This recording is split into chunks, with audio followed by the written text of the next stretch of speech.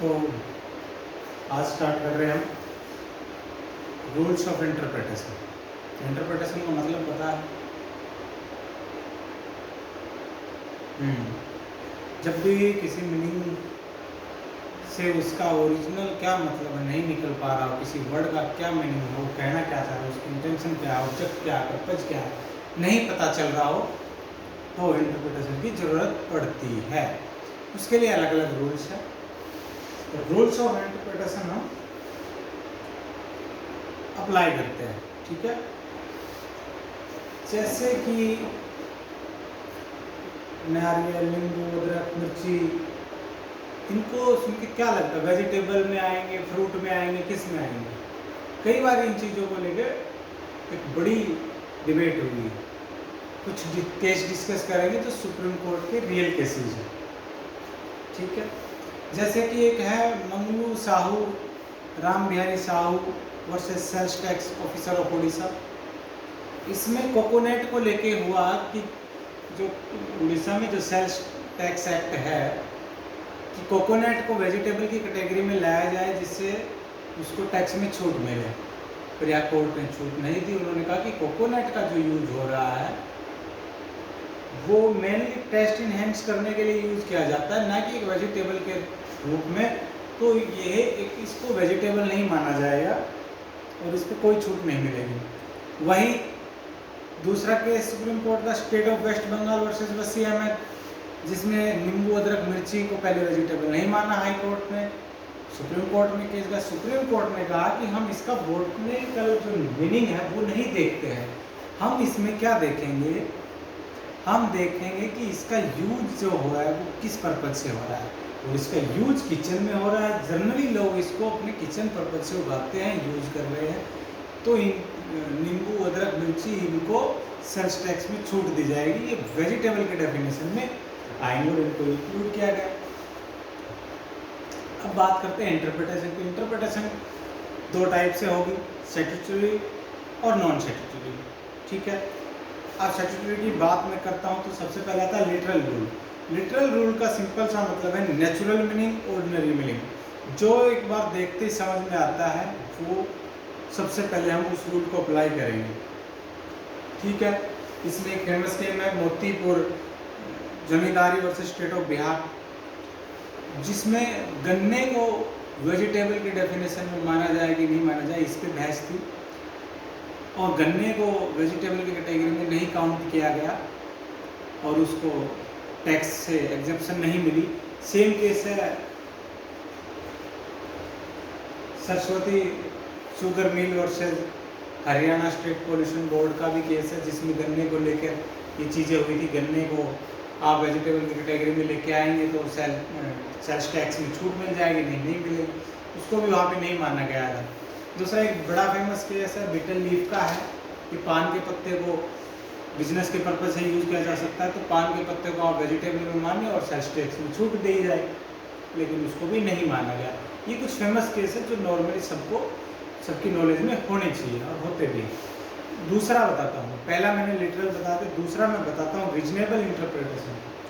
तो जो reasonable interpretation उसका सिंपल सा है कि जब भी किसी एक्ट के, जब भी किसी वर्ड के दो मीनिंग निकल रहे हो, एक मीनिंगफुल हो और दूसरा वेग मीनिंग निकल रहा हो, तो हम हमेशा किस पे जाएंगे?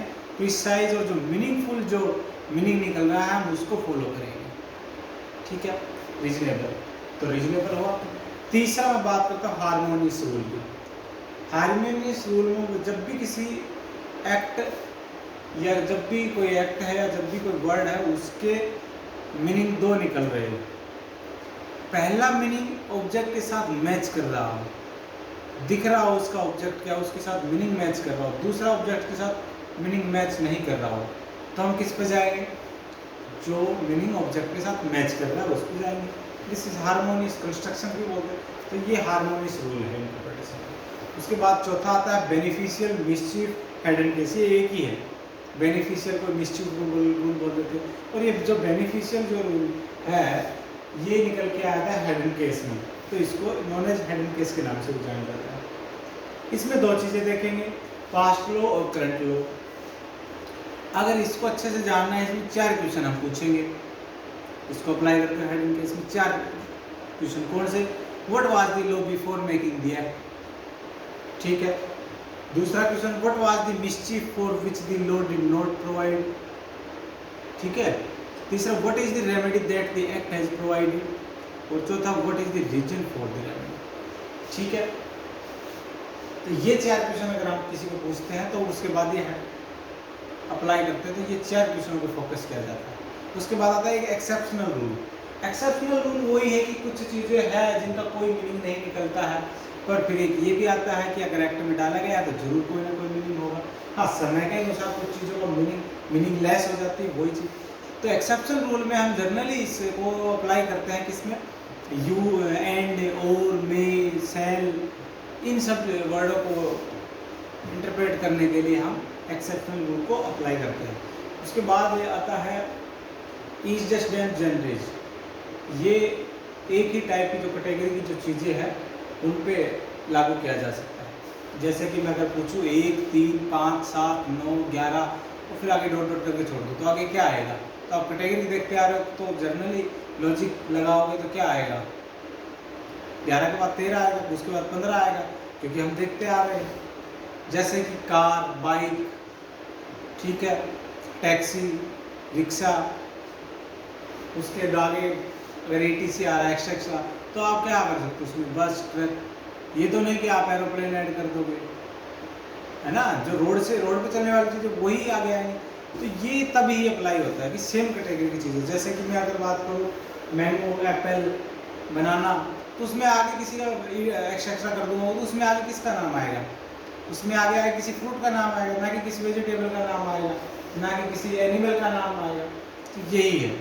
तो मेनली ये 6 रूल मैंने बता दिए।